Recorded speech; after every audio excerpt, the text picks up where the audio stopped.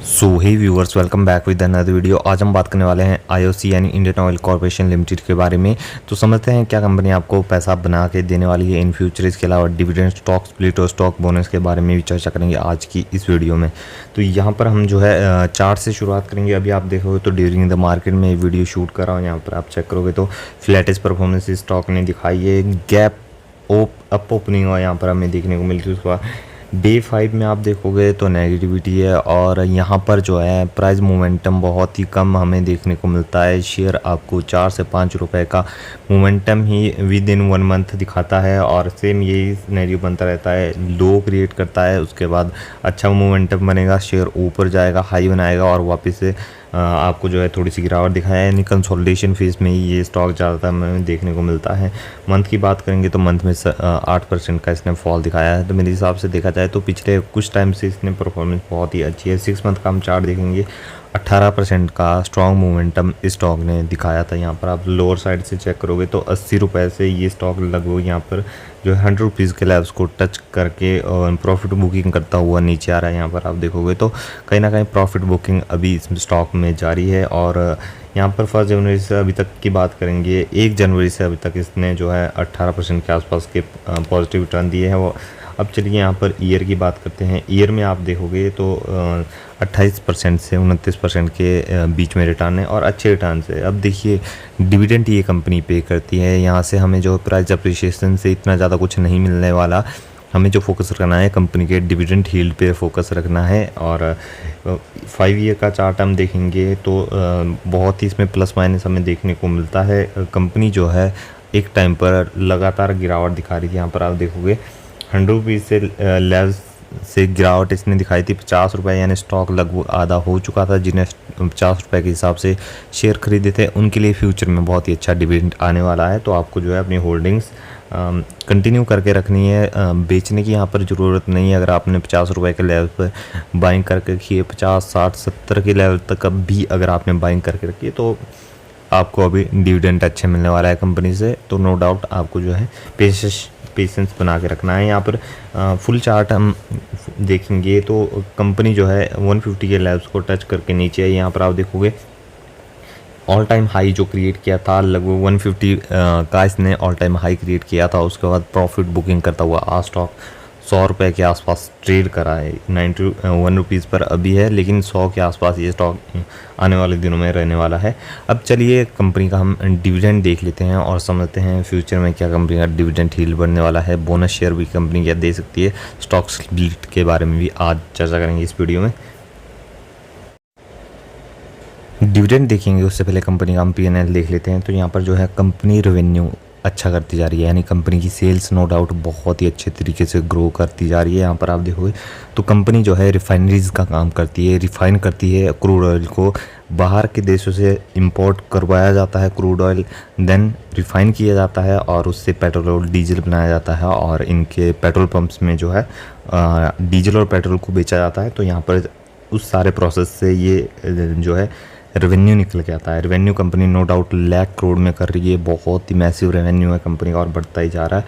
लेकिन जो net profit है उन्हें कंपनी मेंटेन नहीं कर पा रही। यहाँ पर आप चेक करोगे तो पिछले साल से कंपेयर किया जाए तो कंपनी का जो नेट प्रॉफिट है वो आधे से भी नीचे आ चुका है। यानी अच्छा खासा कंपनी ने नेट प्रॉफिट बिल्कुल भी नहीं किया है। यहाँ पर नेट प्रॉफिट में बहुत ही ज़्यादा प्रेशर है। अगर कंपनी इसे मेंटेन करती है तो मोमेंटम आगे भी आपको शेयर प्राइस में और अच्छा बनता हुआ नज़र आने वाला है। और डिविडेंड यहाँ पर देखा जाए तो कंपेयर किया जाए 2022 का 2021 से, तो हमें 2022 में कुछ खास डिविडेंड नहीं मिला है कंपनी से। ओके टाइप का डिविडेंड है, इसे हम बेहतरीन डिविडेंड भी नहीं कह सकते।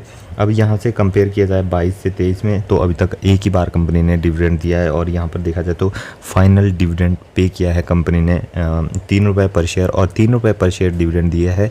मेरे हिसाब से ये डिविडेंड जो है जो कि अब की बार 2023 में दिया है अभी तक ओके टाइप का है और आने वाले दिनों में कंपनी जो है अच्छा डिविडेंड आपको पे करने वाली है। तो आगे भी जो है आप समझ सकते हो। इसके अलावा स्टॉक स्प्लिट अभी तक एक भी स्टॉक स्प्लिट कंपनी ने नहीं दिया, लेकिन बोनस की बात करें तो बोनस बहुत बार दे चुका है।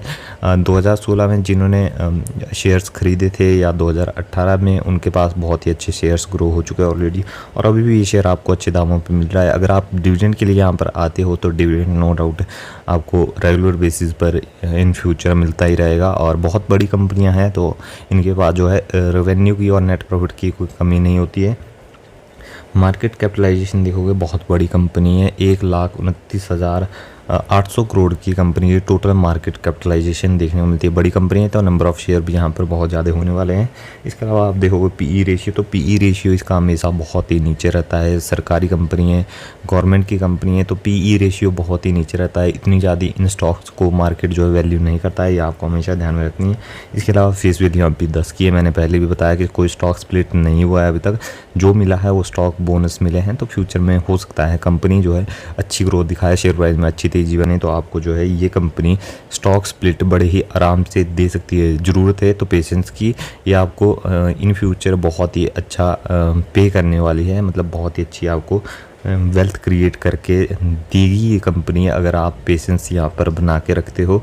लेकिन अब लोगों में पेशेंस नहीं होता है, बहुत ही कम लोग पेशेंस के साथ स्टॉक मार्केट में कंटिन्यू करवाते हैं। लेकिन अगर आप इस कंपनी के साथ पेशेंस के साथ कंटिन्यू करते हो तो इन फ्यूचर आपको ये जो है पैसिव इनकम का एक बहुत ही बेहतरीन सोर्स बनने वाला है। तो आपको जो है ये बातें आपके ध्यान में रखनी है।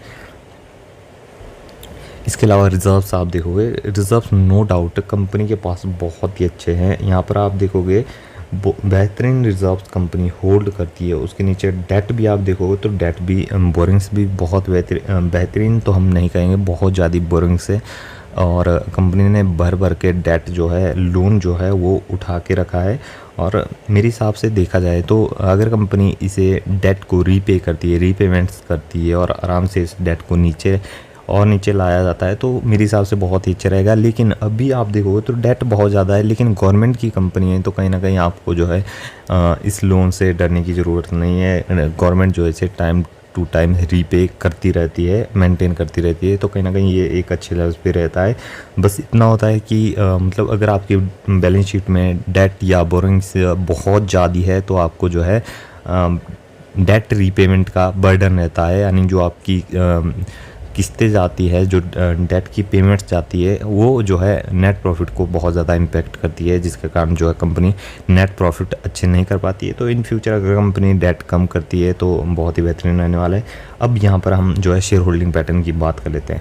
देखा जाए 51% की हिस्सेदारी गवर्नमेंट ऑफ इंडिया के पास है, प्रेसिडेंट ऑफ इंडिया के पास इनकी जो है हिस्सेदारी रहती है प्रमोटर की, यानी गवर्नमेंट कंपनी है। उसके नीचे एफआईज देखोगे, फॉरेन इन्वेस्टर, इन्होंने बहुत ही बड़ी सेलिंग की है, पिछले बहुत टाइम से ये लगातार शेयर्स बेचते जा रहे हैं। लेकिन एक टाइम ऐसा आएगा कि वापस से बाइंग करने वाले हैं, तो आपको जो है फोकस यहाँ पर रखना है। जब भी एफआईज बाइंग करना शुरू करें तो कहीं ना कहीं समझना है आपको कुछ अच्छा होने वाला है। इससे पहले आप देखो डीआईज के पास भी अच्छी खासी हिस्सेदारी, और डीआईज ने जो है थोड़ी सी हिस्सेदारी कम की है। देखोगे सितंबर 2022 से दिसंबर 2022 के बीच में इन्होंने बाइंग की, मार्च तक बाइंग चली, उसके बाद जो है जून के टाइम में इन्होंने सेलिंग यहाँ पर की है, क्योंकि शेयर प्राइस में अच्छा मूवमेंट आया है। तो कहीं ना कहीं डीएसबी में प्रॉफिट बुकिंग करते हुए नज़र आ रहे हैं। और उसके नीचे आप देखोगे तो गवर्नमेंट वापस से गवर्नमेंट ने हिस्सेदारी खरीदी है अलग अलग अपने एक आप कह सकते हो या तो एलआईसी के ज़रिए ये खरीदी गई है या अलग उसने। तो यहाँ पर आप देखो तो 19% से 20% के बीच में हिस्सेदारी खरीदी है। तो ये उस टाइम खरीदी गई थी जब कंपनी का शेयर 60 रुपये के आसपास आया था, तब जाकर गवर्नमेंट ने 19% की हिस्सेदारी खरीदी थी, क्योंकि ये 19% की हिस्सेदारी जो थी पब्लिक के पास हमें देखने को मिलती थी। अभी आप देखोगे जब कंपनी मोमेंटम स्ट्रॉन्ग दिखाती है, जब भी कुछ अच्छा होने वाला होता है कंपनी में, तब जो है पब्लिक की हिस्सेदारी खरीद ली जाती है, पब्लिक के पास बहुत ही कम शेयर रखे जाते हैं। तो सेम यहाँ पर आप देखो तो 9% की हिस्सेदारी सिर्फ बच चुकी है पब्लिक के पास। तो कहीं ना कुछ अच्छा इस स्टॉक में होने वाला है, तभी जाके पब्लिक के पास बहुत ही कम शेयर दिए गए हैं। और अब बात करते हैं क्या ये कंपनी इस कंपनी के शेयर क्यों खरीदने चाहिए। अब देखिए यहाँ पर प्राइस अप्रिशिएशन के लिए आप जाते हो, प्राइस बढ़ने के लिए जाते हो, तो नो डाउट लॉन्ग टर्म में यहाँ पर प्राइस भी बढ़ने वाला है। अब ये नहीं है कि प्राइस नहीं बढ़ेगा, प्राइस भी बढ़ेगा, लेकिन पेशेंस रखना होगा। डेकेड्स में आपको सोचना होगा, यानी दशक में 2 डेकेड्स तक अगर आप जाते हो तो यहाँ से मतलब आपकी अच्छी वेल्थ क्रिएट हो जाएगी। वेल्थ किस तरह क्रिएट होगी अभी आपको ही समझना है। अगर आप यहाँ पर बाइंग करते हो तो आपको ये कंपनी इन फ्यूचर अच्छा डिविडेंड पे करने वाली, पैसिव इनकम 4 बार तक ये कंपनी डिविडेंड पे कर देती है साल में, जब भी ये नेट प्रॉफिट अच्छा करती है। और देखिए बहुत बड़ी कंपनी है तो कहीं ना कहीं ये कंपनी जो है नेट प्रॉफिट इन फ्यूचर अच्छा करने ही वाली है, तो आपको ये ध्यान रखना है। गवर्नमेंट की कंपनी है तो मेरे हिसाब से इन फ्यूचर आपको ये अच्छे रिटर्न्स बना के देने वाली है। बाइंग करके यहाँ पर भूलना ही सही रहेगा। तो ये थी हमारी आज की वीडियो अच्छी लगी हो लाइक, चैनल को सब्सक्राइब जरूर करिए। मिलते हैं अगली वीडियो।